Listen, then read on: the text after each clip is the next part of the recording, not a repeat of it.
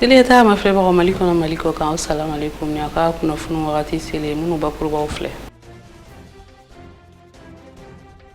CNT maaw olu ye projet kura dɔw ta bala minnu bɛ tali kɛ Comatex ale baaraw yɛrɛ nun donni na maa 140 de sɔnna a ma o kɔnɔna la a yirala k'a fɔ ko nin yɛrɛ société ba in a ɲɛmɔgɔya bɛna to jamana ɲɛmaaw de bolo. Bɛnkan sɛbɛn min n'a tigɛnobila kɛra yaasa bɛn ni keleya bɛ se ka sabati cogo min na an ka jamana kɔnɔ a yirala k'a fɔ a baaraw yɛrɛ kɔni sumayalen don ka kɛ gɛlɛya dɔw sababuya ye san 8 kɔfɛ jamana kɔnɔdenw olu ye u miirinaw di a la. Mauritanie jamana kɔnɔna la u ka fanga tigilamaw ka parti a yirala k'a fɔ olu ye sebaya sɔrɔ u ka wasaden kalafiliw la.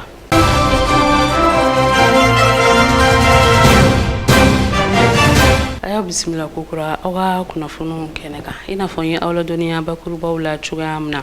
Comatex ni ale ye compagnie malienne de textile ye an ka jamana kɔnɔna la CNT maaw olu yɛrɛ kɔni ye sariya sen dɔw ta bala ka kɛɲɛ ni ale baaraw nun donni ye o hukumu de kɔnɔna la maa 140 olu de sɔnna a ma baara ninnu o kun sariya sen kun lafasalen don minisiri fɛ n'ale ka baara ɲɛsinnen don sigira tagaɲɛw ma ale kun bɛ ka minisiri nɔlabila ni o ye bayɛlɛmali ni jago ale minisiri ye. CNT maaw ka ni sigi kɔni kɔnɔna la a yirala k'a fɔ ko fɛn min ye carte biométrique ye olu yɛrɛ kɔni bɛ an ka minisiriso de ka bolo kan mun ka koɲɛw bɛnnen don lakana sabatili yɛrɛ kɔni ma u y'a yira k'a fɔ ko o minisiriso in de kɔni kan ka carte ninnu yɛrɛ kɔni dilan ka tila ka u di u tigiw ma ko nka n'i y'a jateminɛ ko gɛlɛya dɔw yɛrɛ kɔni bɛ o baara ninnu kɔni kɛcogo la. Ni dun y'a lajɛ référendum mun baaraw kan ka kɛ anw ka jamana kɔnɔna la maaw kɔni mago bɛna jɔ carte ninnu na kosɛbɛ walasa u ka se ka taa u ka kalafili kɛ cogoya min na fɛn min an ka minisiri Ibrahim Ikasa Mayiga ye ale kɔni y'a yira k'a fɔ ko labɛnw ka bila sen kan ka ɲɛsin loi électorale yɛrɛ kɔni ma n'i y'a jateminɛ o baaraw yɛrɛ kɔni bɛɛ lajɛlen kan ka kɛ ka ban ka bɛn juin kalo tile 16 ma san 2023 n'o kɔni kɛra fɛn min ye labɛn minnu kan ka kɛ loi électorale na olu yɛrɛ kɔni na se ka bila sen kan o de la a yirala k'a fɔ ko wasadenw ye u hakilinan di o la maa 126 bɔɲɔgɔnko olu yɛrɛ kɔni y'a yira k'a fɔ k'u jɛnna ni o ye maa si m'a yira k'i bɛ a contre la wa maa si yɛrɛ kɔni ma i yɛrɛ minɛ kalafili yɛrɛ kɔni kɔnɔna la yan'o cɛ a yirala k'a fɔ ko sariya 5 bɔɲɔgɔnko bɛ CNT maaw u ka baaraw yɛrɛ kɔni bolila mun kan a fɔlɔ o ye bɛnkan sɛbɛn mun yɛrɛ kɔni tɛmɛna anw ka jamana ani association dɔ ni ɲɔgɔn cɛ n'u b'a fɔ o ma ko association internationale de développement IDA ni o baaraw kɛra décembre kalo tile 12 san 2022 yɛrɛ wagatiw kɔni na ale yɛrɛ kɔni bɛnkan sɛbɛn bɛ kuma mun kan o de ye hali sisan nɔ ka se ka sɛnɛ kɔni don bala anw ka jamana kɔnɔna la cogoya min na kɛrɛnkɛrɛnnenya la yɔrɔ minnu bɛ yen nɔ ni jiko ka gɛlɛn o yɔrɔw la an ka sɛnɛ minisiri Modibo Keita ale de kɔni kun bɛ ni projet kofɔlen yɛrɛ kɔni ɲɛma o de la wasadenw kɔni ye a yira k'a fɔ k'u jɛnna ni a ye o kɔnɔna la maa 111 bɔɲɔgɔnko olu yɛrɛ kɔni jɛnna ni projet kofɔlen ye maa 9 olu y'a yira k'a fɔ k'u bɛ a contre la wa maa 2 bɔɲɔgɔnko olu yɛrɛ kɔni ye u yɛrɛ minɛ sariya filanan o de bɛ tali kɛ an ka seko ni dɔnko o yɔrɔba dɔ yɛrɛ kɔni bilali la sen kan n'u b'a fɔ o ma ko conservatoire des arts et métiers multimédia Bala Faseke Kuyate maa mun kun bɛ nin ko yɛrɛ ɲɛma o ye an ka minisiri mun bɛ seko ani dɔnko ɲɛma ni o ye Ando Goli Gindo ye a yirala k'a fɔ ko wasadenw bɛɛ lajɛlen yɛrɛ kɔni jɛnna ni projet kofɔlen ye barisa maa 132 bɔɲɔgɔnko olu de kɔni jɛnna ni a ye projet sabanan ale ye usine bilali sen kan usine mun yɛrɛ kɔni bɛna fura dilan de kɛ anw ka jamana kɔnɔ n'u b'a fɔ ale ma ko UMPP maa mun kun bɛ o ɲɛma o de ye an ka kɛnɛya minisiri madame Jeminatu Sangare o de kɔnɔna la wasadenw bɛɛ lajɛlen kɔni jɛnna ni a ye barisa maa 134 bɔɲɔgɔnko olu bɛɛ lajɛlen kɔni u ka yamaruya di ni baara in kɔnɔna la hali sisan nɔ wasadenw ka baara kɔnɔna la u ye sariya ta ka ɲɛsin an ka mobiliba bolilaw ma anw ka jamana kɔnɔ ka olu tɔgɔla yɔrɔ kɛrɛnkɛrɛnniyalen dɔ yɛrɛ kɔni bila sen kan n'a bɛ fɔ o ma ko conseil malien des transporteurs routiers maa mun tun bɛ nin ko ɲɛma o de ye an ka taga ni ka segin minisiri madame Dambele Madina Sisoko o de kɔni kɔnɔna la hali n'o y'a sɔrɔ kumaw ganna kosɛbɛ ni sariya ko in yɛrɛ kɔni kan. Wasadenw na maa 117 bɔɲɔgɔnko olu jɛna ni a ye. Maa 11 bɔɲɔgɔnko olu yɛrɛ kɔni a yira k'u bɛ a contre la. Fɛn min ye an ka poste ye ni lɛtiriw ni mɔgɔw magoɲɛfɛnw bɛ tɛmɛ o yɔrɔ kɔni fɛ. CNT maaw u ka baaraw bolila o sariya dɔ fana kɔni kan.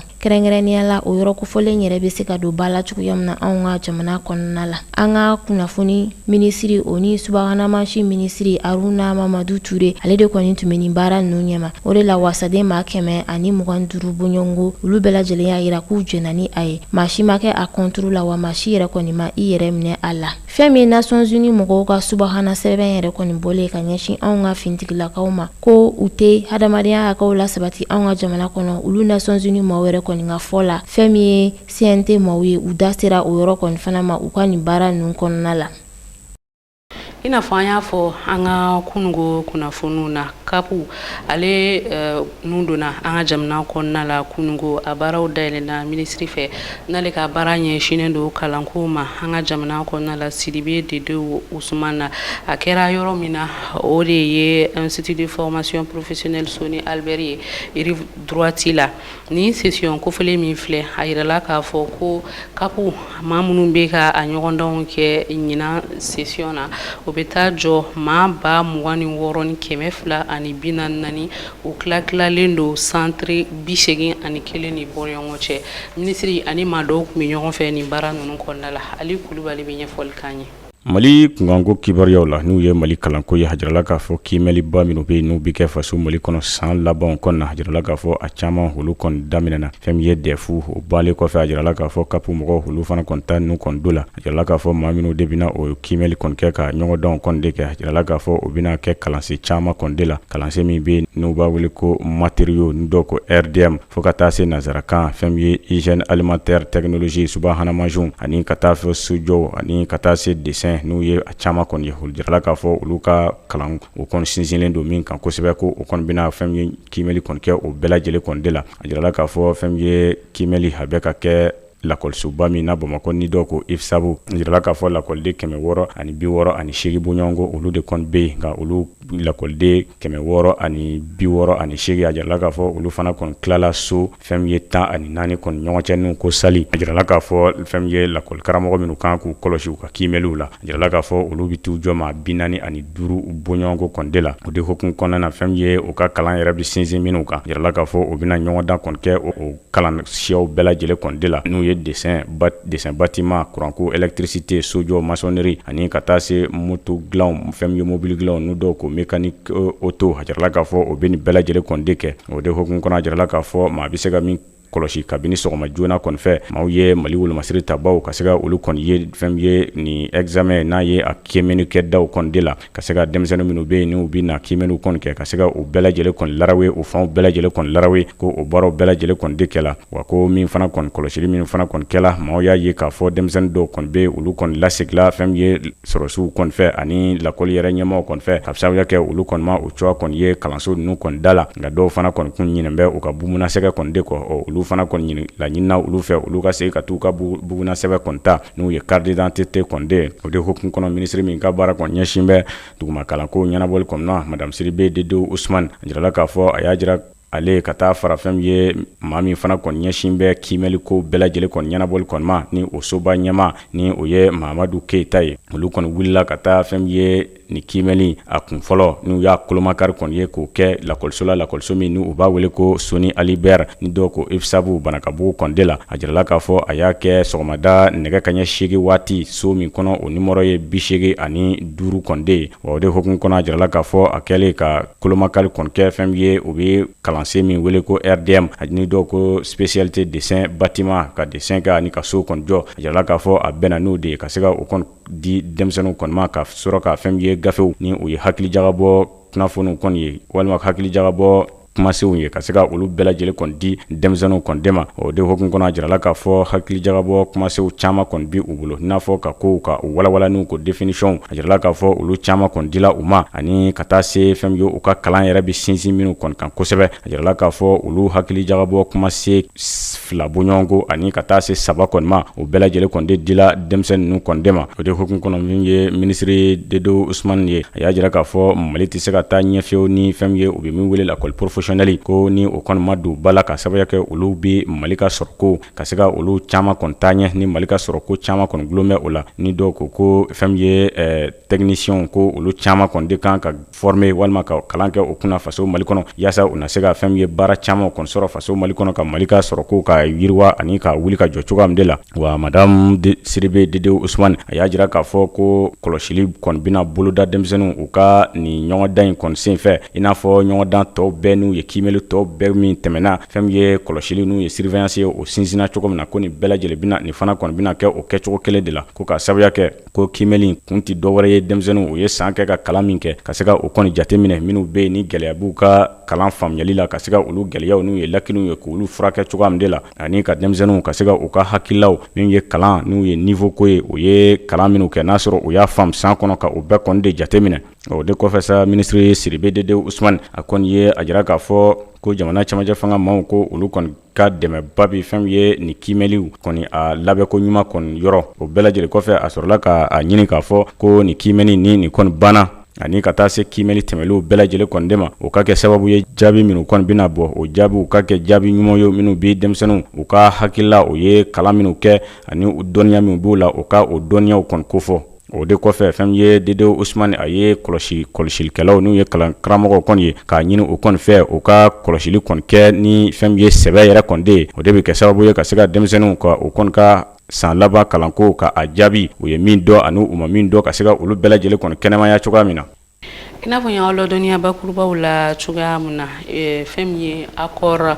d'Alger ye ni ale tigɛnɔbila sɛbɛn kɛra an ka jamana kɔnɔ mais kalo tile 15 ale ni juin kalo tile 20 san 2025 Bamakɔ kɔnɔna la yaasa bɛnkan o yɛrɛ kɔni bɛ se ka kɛ kɛlɛ min bɛ an ka jamana kɔnɔna la olu bɛ se ka ban cogo min na ni tigɛnɔbila sɛbɛn in kɛra an ka jamana ɲɛmaw ale ni Bamaciwale kɛba jɛkulumaw cɛ a bɛ fɔ minnu ma ko mouvement de l'Azawad nka k'a ta o waati la fo ka na se sisan ma a yirala k'a fɔ ko gɛlɛyaw caman bɛ ni accord kofɔlen a baaraw kuncɛw la o de ye hukumu kɔnɔna la jamana kɔnɔdenw olu ye u miirinataw di Aissata Mayiga ni Musa Jalo ka kuma kalamanni na. Accord d'Alger ale kɔni ye bɛnkan sɛbɛn ye mun bilala sen kan an ka gouvernement maaw ani rebelles ni ɲɔgɔn cɛ n'a bɛ fɔ olu ma ko coordination des mouvements de l'Azawad bolonɔ kɔni bilala ni sɛbɛn in na mais kalo tile 15 kana se juin kalo tile 20 ma san 2015 anw ka jamana yɛrɛ kɔni kɔnɔna la o bɛɛ lajɛlen kɔni kɛra ni Algérie jamana yɛrɛ kɔni ka négociation ni kɔni kɔnɔna ye san 8 bɔɲɔgɔnko kɔni tɛmɛnen kɔfɛ hali sisan a kɔni yiralen don k'a fɔ ko gɛlɛya dɔw bɛ accord ko in yɛrɛ kɔni kɔnɔna la accord kɔni a taara waati dɔ de la bon tiɲɛ la a taara waati min na o y'a sɔrɔ gɛlɛyaba tun bɛ maliyɛnw ɲɔgɔn cɛ a waati c'est vrai hali n'a sɔrɔ fɛn caman b'a kɔnɔ olu man ɲi mais a kɔni taara jamana engagera kɔnɔ de jamana ye dayiru de ta k'a b'a bɔ a sara fɛ bon n'u ka information labanw na a bɛ ka appliquer fo an bɛ dernière phase la sisan n'o ye DDR ye DDR phase de bɛ yen sisan je pense que récemment Assimi yɛrɛ bɔra ka a décret dɔ signer ka commission décret signer commission min bɛna baara kɛ fɛn baara ninnu kan donc engagement de don jamana de dayiru ta k'a b'a appliquer je pense que an bɛɛ ka to an ka jamana ɲɛmɔgɔw kɔ surtout premier ministre Choguel ale yɛrɛ ko ka a kɛ application de l'accord intelligente ko k'a k'o ye fɛn minnu bɛ se ka ta accord in kɔnɔ n'o ka ɲi jamana ma ko k'o ta maintenant fɛn minnu tɛ se ka kɛ komi an balima minnu bɛ yen u bannen don ka accord réviser proposition kuru ye o ma sɔn donc n'u ma sɔn jamana bɛ se ka fɛn min kɛ accord kɔnɔna ɲuman sira fɛ donc o la je pense que Choguel bɛ k'o baara de kɛ et je pense an b'a ɲini maliyɛn bɛɛ lajɛlen fɛ bɛɛ ka to Mali autorités kɔ accord in application na parce que min ka ɲi a kɔnɔ u yɛrɛ de b'a dɔn min man ɲi fana o de b'a dɔn an kɔni tɛ dɔwɛrɛ kɔni dɔn jamana tɛ tila et je pense que bɛɛ bɛnn'o kan an bɛ phase min na sisan o DDR de ye u bɛna u ka marifa bila u bɛ don république kɔnɔ bɛɛ bɛ jɛ ka baara kɛ ɲɔgɔn fɛ mais an kɔni bɛ yɔrɔ min na bi nɔri tilaliko kɔni vraiment o t'an fɛ koba ye o t'an fɛ ko yɛrɛ ye donc an kɔni an faw ma tila an yɛrɛ tɛna tila n'an ye nɔri tila k'a kɛ nin ye jamana wɛrɛ a bɛ komi n'an y'an yɛrɛ ka du janfa o kɔni an ka hakilina laban ye nɔri ko la fɛn min don a ka ɲɛfɔ ni solution min bɛ sɔrɔ a la o bɛ apporter a kɔni ka kɛ ka sɔrɔ kɛlɛ tɛ parce que an dɔgɔninw don an denw don depuis a daminɛ ne yɛrɛ kɔni tun tɛ accord ne tɛ accord ko in na parce que anw yɛrɛ kɔni accord ko in an jɛnna n'a ye k'a fɔ ko an b'a signer o b'a sɔrɔ fanga kun t'an na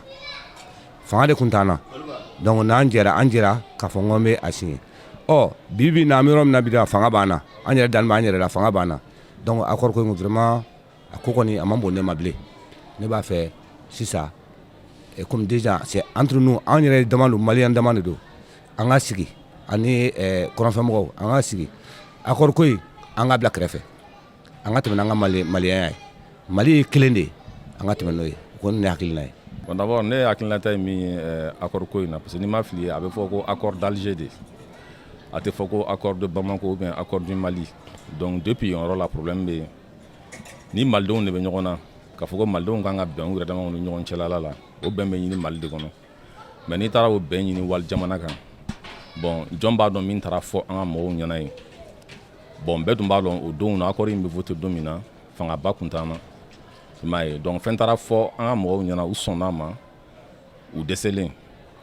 donc ni an y'an yɛrɛ sɔrɔ k'a ye k'a fɔ fɛn min fɔra bon a tɛ an ka kelenya sabati a tɛ an ka nafa ko fɔ bon jagoya don gɛlɛya bɛ don a appliquer la sinon ne yɛrɛ honnêtement ne ma se ka temps sɔrɔ k'a kalan mais n kɔni b'an bɛ mɔgɔw la minnu y'a kalan k'a fɔ ko bɛnkan min don a bɛ jamana tila a bɛ jamanaden dɔw fisaya ni jamanaden dɔw ye alors que an dun bɛ ka kelenya de ko fɔ donc bɛɛ b'a dɔn ko appliquer ka gɛlɛn. Bon accord de paix kɔni ne kɔni ma taaɲɛba y'a la parce que toujours rebelles bannen don u sɔnnen tɛ toujours kɛlɛ bɛ ka kɛ voilà o kama ne ma taaɲɛ a la quoi. Bon échec min sɔrɔla a kɔnɔ toujours bɛn yɛrɛ ma sabati fɔlɔ halisa u bannen don an kɔni bolo kɔni n'a fɔra ko bɛn de kan ka kɛ mais bɛn t'a kɔnɔ halisa quoi. An hakilina kɔni u fila bɛɛ don parce que n'i y'o tɛ ka se ka bɛn fɔ la ko dɔ kɔni bɛ yen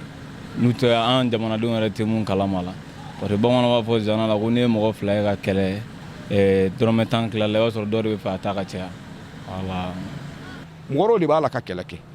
n'i ye politique ye dugu jamanadenw k'u bolo di ɲɔgɔn ma dɔrɔn politique de b'an kan fɔlɔ kɛlɛ bɔra kɔrɔn fɛ de ka na dɛ mais bi ne ba est ce que anw de bɛ ka kɛlɛ kɛ bi est ce que arabu ninnu de bɛ ka kɛlɛ kɛ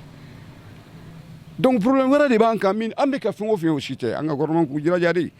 a den minnu sɔnlen don minnu balen don u bɛɛ y'a dɔn ye min ma sɔn dɔrɔn u ka tasa da yira a la laɲini ye nin de ye dɛ sinon min bɛ ka fɔ an ye ou bien an bɛ ka min mɛn na si tɛ tiɲɛ bi kɔrɔbɔrɔ tɛ ka kɛlɛ kɛ arabu tɛ ka kɛlɛ kɛ rebellion bɔra min e bɛ sɔn e bɛ ne dɔn ne bɛ dɔn an de ye furu ɲɔgɔn ye e sɔn ka marifa ta ka taa ne kama k'an faga ou bien k'i mɔdenw faga mais an k'a lajɛ san k'an bolo da hali ni an minnu ma kalan jamana in kɔnɔ an b'a dɔn min bɛ jamana in kɔnɔ an bɛ don min i n'a fɔ bi ka da mun ka sɔrɔ min bɛ ka kɛ kalo de don donc a y'a kɛ ala kama a ka kunnafoni lase a tigiw ma u ka dunan ninnu to yen minnu b'an kan dunan minnu b'an kan k'u nana an dɛmɛ u k'u sen bɔ an ka kow la min b'an ka so kɔnɔ pour que an ka se k'o ɲɛdɔn. Gɛlɛya yɛrɛ yɛrɛ ye an ka nin accord d'Alger ka se ka waleya MINUSMA sen b'o la ni MINUSMA ma ta ka bɔ an ka jamana in kɔnɔ ne ma d'a la n'an bɛ se ka foyi bato yɛrɛ foyi tɛ se ka kɛ jamana in kɔnɔ parce que olu n'a kun a dɔnnen de don u n'a kun ye fɛn min ye Mali kɔnɔ yan u nana fɛn bɛɛ kama fo ka bɛn u nana fɛn bɛɛ kama fo ka bɛn u ma na fɔ ka bɛn kama donc an k'an janto o yɔrɔ la ni mɔgɔ bɛ yen bi ka accord in lagosi o ye MINUSMA mɔgɔw de voilà mais an ka gouvernement min ka fasa fili a mise en œuvre la. An bɛ dugawu de kɛ an ka jamana ka lafiya yɛrɛ kɔni kama bɛnkan o ka se ka sɔrɔ cogoya min na. CMDT n'ale ka chiffre d'affaires bɛ taa jɔ CFA wari miliyari 315 ni a kunkan fɛnɛ a yirala k'a fɔ u ka sɔrɔtaw olu kɛra CFA wari miliyari 10 ni a kunkan fɛn de ye o kɛra jateminɛw kɔnɔna la min kɛra jateminɛ ye n'o o kɛra décembre kalo tile 31 san 2022 nin baarase ninnu a bɛɛ lajɛlen kɔni kɛra u ka session du conseil d'administration atako 98 n'a yɛrɛ de kɔni senfɛ baara ninnu bɛɛ lajɛlen a dayɛlɛ ni ɲɛmɔgɔya kun bɛ CMDT ale PDG bolo Dr Nango Dambele fɛn min ye maa wɛrɛw ye olu kun b'a kɛnɛ kan. Mali kunkanko kibaruyaw la min ye Mali CMDT n'u ka baara ɲɛsin bɛ sɛnɛko bɛɛ lajɛlen kɔni labɛnli kɔni ma olu y'u ka lasigi 98 kɛ fɛn min ye ka se ka kasabiko kɔni jateminɛ ani ka taa se fana baara minnu kɛla fɛn min ye n'u ye procès verbal jaabi famille minnu bɔl'o la k'o jateminɛ ka taa se fana u ka ɲɛma n'u ye docteur Nango Dambele kɔni ye a ye baara minnu fana kɔni de kɛ ale fana ka hakilaw ani a ye baara taasira minnu de fɛ fɛn ye majɛ jumɛn b'a la ani nafa jumɛn sɔrɔla la k'o bɛɛ lajɛlen kɔni walawala cogo min na o de hokumu kɔnɔ ni lasigi de senfɛ u nana a jateminɛ k'a fɔ ko hali n'a sɔrɔ gɛlɛyaba o ye Mali kɔni sɔrɔ fɛn ye samiyɛ tɛmɛlen in kɔni na ni o samiyɛ kɔni de la fɛn ye embargo n'u ye jamanaw kun ye u ka da kɔni choix fɛn ye Mali kɔni dala n'o kɛla sababu kɔni ye fɛn ye ka se ka Mali kɔni bali ka farafin nɔgɔ walima fɛn ye tubabu nɔgɔ ka taa se a pɔsɔniw minnu bi kɛ sumaw kɔni kɔrɔ ani kɔrɔkɔrɔ ka olu kɔni sɔrɔ ka na jamana kɔni kɔnɔ ni o de kɛla sababu kɔni ye ka se ka fɛn ye Mali ka sɛnɛko ka a kɔni yigi yɔbɔ kɛrɛnkɛrɛnya fɛn ye kɔriko ye ani ka taa se fana ji fana ye tiɲɛni min kɛ Mali kunna ni jibaw n'u ye jinzow ye o kɔni donna yɔrɔ dɔw la ka se ka tiɲɛni kɔni kɛ kɔrɔforo ani foro caman kɔni de la ani ka taa se fana fɛn ye ɲɔ tiɲɛ gɔnbɔnu olu minnu fana kɔni ye ɲɔ kɔni tiɲɛ ani ka kɔrɔw tiɲɛ n'u b'a wele ko jasidiw yirala k'a fɔ ko jateminɛw na olu bɛɛ lajɛlen de kɛla sababu ye ka se ka fɛn ye dankari dama dama ka se ka o kɔni kɛ Mali sɛnɛko kɔni de la nka u y'a jira hali ni bɛɛ n'a ta hali n'a sɔrɔ ni sɛnɛ ni tiɲɛni ninnu bɛɛ dola Mali kɔni fɛ embargo ani ɲɔ tiɲɛ gɔnbɔnu ani ka taa se jizo kɔni ma ko Mali ko o kɔni ye CMDT ye nafa kɔni sɔrɔ fɛn ye sɛnɛ tɛmɛlen kɔni na samiyɛ tɛmɛlen sɛnɛ kɔni na u ye nafa dama dama kɔni sɔrɔ a la o de hokumu kɔnɔ jateminɛw bɛɛ lajɛlen kɔni bɔlen kɔfɛ o nana a ye k'a fɔ CMDT ka wulikajɔ kɔni na fɛn ye nafoloko ta nasira kɔni fɛ n'u b'a wele ko chiffre d'affaires min ye san 2022 kɔnɔna na a jirala k'a fɔ u ye kasabi min kɔni sɔrɔ o de bi t'i jɔ sefa wari miliyari 300 ani miliyari 15 ani miliyɔn 521 bɔɲɔgɔnko kɔni de la ko k'a sɔrɔ fɛn ye san 2021 kɔnɔ o kun ye miliyari 200 ani miliyari 4 ani miliyɔn 119 bɔɲɔgɔnko kɔni de sɔrɔ ko n'i y'a bɛɛ lajɛlen kɔni de jateminɛ fɛn ye musakaw bɛɛ bɔla kɔ a la ka ko bɛɛ lajɛlen kɔni sigi sen kan i b'a ye k'a fɔ fɛn ye samiyɛ tɛmɛlen na hali n'a sɔrɔ tiɲɛni kɔni do la faso Mali kɔni kunna ko i b'a ye k'a fɔ CMDT u nana nafolo min kɔni mara u yɛrɛ ye o bi t'i jɔ fɛn ye ni u b'u wele ko bénéfice o bi t'i jɔ fo sefa wari miliyari 10 ani miliyɔn 500 ani 64 ani 4 ko CMDT u sela ka nafolo min kɔni mara u yɛrɛ ye n'u ye bénéfice ye ko bi t'i jɔ sefa wari miliyari 10 ani miliyɔn 500 ani miliyɔn 64 ani 4 bɔɲɔgɔnko kɔni de o ko nka fɛn ye samiyɛ jan tɛmɛlen n'u ye san 2021 samiyɛ kɔni de i b'a ye k'a fɔ hali ni tiɲɛni ma don Mali kunna o la i b'a ye ko faso kɔni kun sela ka nafolo min n'u ye CMDT ka se ka min kɔni mara u yɛrɛ tɔgɔ la fɛn ye ko bɛɛ lajɛlen kɔni bale kɔfɛ ko o kɔni kun bɛnna fɛn ye sefa wari miliyari 5 miliyɔn 400 ani miliyɔn 65 bɔɲɔgɔnko kɔni de ma ko kɔrɔ b'a jira k'a fɔ hali fɛn ye samiyɛ tɛmɛlen hali ni gɛlɛya dola Mali kunna fɛn ye o kɔni CMDT o sela ka kasabi caman ka se ka o kɔni mara fɛn ye o kɔni ka wagande kɔni kɔnɔna na o kɔfɛ sa u y'a jira k'a fɔ ko n'i ye jateminɛ kɛ fɛn ye Mali yɛrɛ kɔni ye jamana min kun kɛmɛ jobali kɔni de ye faso Mali kɔnɔ kɔrɔta nasira kɔni fɛ ko ka sababuya kɛ ni kun ye jateminɛ kɛ Mali ko o kun bi kɔrɔna min tɔni hakɛ minnu kɔni de sɔrɔ i b'a ye k'a fɔ o tɔni kun bi t'i jɔ fo tɔni 780 bɔɲɔgɔnko kɔni de la ko fɛn ye gɛlɛya nu dolen Mali kɔni kan fɛn ye pɔrɔw datugulen siraw datugulen embargo ka taa se gɔmɔnuw ka tiɲɛni kɔni ma ka taa se hali même fɛn ye jizo ka tiɲɛni ma o kɛla sababu ye Mali kɔni bɛ na kɔriko kɔni na fɛn ye farafinna kɔnɔ ka taa kɛ fo sabanan kɔni de a jirala k'a fɔ ko o ye hakɛ min de sɔrɔ o la o taala jɔ fɛn ye kɔri tɔni 389 bɔɲɔgɔnko kɔni de la o de hokumu kɔnɔ fɛn ye CMDT maa ɲɛmaw fɛn ye a maa ɲɛma a kɔni ye foliba kɔni ta ka ɲɛsin CMDT baarakɛlaw jamana camajɛ fanga maaw ani bɛɛ lajɛlen ko ani fo ka taa se fɛn ye jago magobatigiw ye minnu bɛna ni pɔsɔniw ani nɔgɔw kɔni ye ko ka sababu kɛ ninnu bɛɛ lajɛlen ka bolodi ɲɔgɔnma kɔni fɛ ko o de kɛla sababu ye fɛn ye CMDT hali n'a sɔrɔ tiɲɛni donna Mali kɔni kunna kɔriko la ko CMDT o sela ka nafa kɔni sɔrɔ fɛn ye samiyɛ tɛmɛli kɔnɔna ka kasabi dama dama ka se ka o kɔni mara o y'a jira fana k'a fɔ n'i ye jateminɛ kɛ kɔrikolo ta nasira kɔni fɛ 100 sira la 90 o kɛmɛ ka fɛn ye olu bɛɛ lajɛlen kɔni jateminɛ ka ban ko o kɛmɛ ka hakilila min de bila o kɔni ye samiyɛ nata in kɔni na o de ye Mali a kɔni bi se ka fɛn ye kɔri tɔni 780 ani 80 bɔɲɔgɔnko ko o b'a sɔrɔ fɛn ye ka sababuya kɛ baara minnu bɛ yen ni o kɛmɛ k'o sigi sen kan o jaabi o de jira ko n'o kɛla o bi kɛ sababu ye Mali a bi tila ka na fɛn ye a jɔyɔrɔ fɔlɔ min kun bi a bolo a bi segin k'o jɔyɔrɔ fɔlɔ kɔni ta tuguni fɛn ye kɔrita nasara kɔni fɛ farafinna gun kɔni kan o b'an se farafinna ni diɲɛ fan tɔw kibaruyaw la. Mauritanie kalataw n'o ye élection législative ye olu jaabiw bɔra parti mun bɛ fanga la ale ka jama bɛ sankɔrɔtan suma la LINCF ka jatew bɛ se 107 la assemblée nationale yɛrɛ 170 kan Jamanakuntigi Mohamed Ould Cheikh Al Ghazouani ka parti ye siège 27 sɔrɔ 32 kan tako 2nan la. A jɛɲɔgɔnw bɛ taa député 42 la. Parti min kɔ dalen bɛ o la o ye siège 27 sɔrɔ. Tako fɔlɔ la a ye 23 sɔrɔ, tako 2nan la a ye 3 sɔrɔ. Musow ni cɛw hakɛ ma bɛrɛbɛn fɔlɔ. Kɛmɛ sara la muso 24 n'a kunkanfɛn bɛ jate Mauritanie législative kura fɛ. Parti dɔ ni maa dɔw ka laɲini ye ka kalata yɛrɛ lakuraya. Jaabi minnu sɔrɔla kalata bulon yɛrɛ fɛ o kan ka mafilɛ kirisira fɛnɛ fɛ.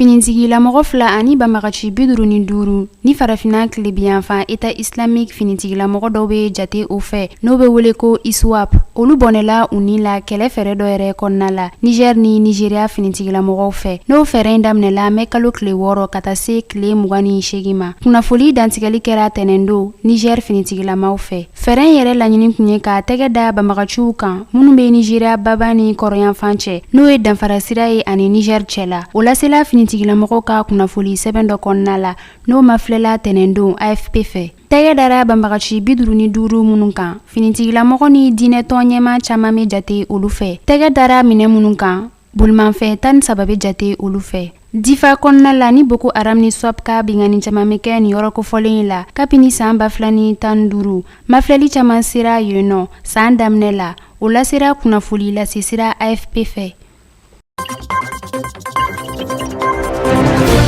Kenya bɛna jago baraɲɔgɔnya sinsin ani Rusi cɛ la. O dantigɛli kɛra tɛnɛndo Nairobi ɲɛmaw fɛ. O kɛra Rusi minisiri min ka baara bɛnnen bɛ jamana wɛrɛ baraɲɔgɔnya ma n'o ye Sergei Lavrov ye. O yɛrɛ ka taama dɔ kɔnɔna la. Rusi diplomasi yɛrɛ ɲɛma ka taama Kenya kɔnɔna la o sɔrɔla a baraɲɔgɔn Dimitro Kuleba yɛrɛ ka taama fɛ farafina jamana dɔ kɔnɔna la n'o ye Ethiopie ni Rwanda ye dɔgɔkun tɛmɛnen. Moscou ni Kiev ka laɲini ye ka u ka miiriya jɛnsɛn farafina kɔnɔna la. Ka kun kɛ kɛlɛ min bɛ sen na Ukraine, jamanakuntigi William Ruto ye Kenya jɔyɔrɔ yira n'o ye kelenya sinsinli ye Charte des Nations Unies jamanaw yɛrɛ fɛ. Monsieur Ruto y'a yira k'a fɔ communiqué dɔ kɔnɔna la ko Nairobi bɛ wele kɛ bɛn yɛrɛ la fan fila ninnu bɛɛ lajɛlen cɛ la. Février kalo kɔnɔna la jamana 54 minnu bɛ jate Union africaine fɛ 22 mu jɔyɔrɔ yira ONU yɛrɛ ka ɲɔgɔn ye kɔnɔna la n'o bɛ boli ko Rusi k'a ka finitigilamɔgɔw bɔ Ukraine jamana kɔnɔ. Jamana fila y'a yira k'a fɔ k'olu ma jɛ n'o ye n'olu ye Eritrea ni Mali ye. Jamana dɔw fɛnɛ ma jɔyɔrɔ yira n'o dɔ ye Senegal ni Afrique du Sud ye.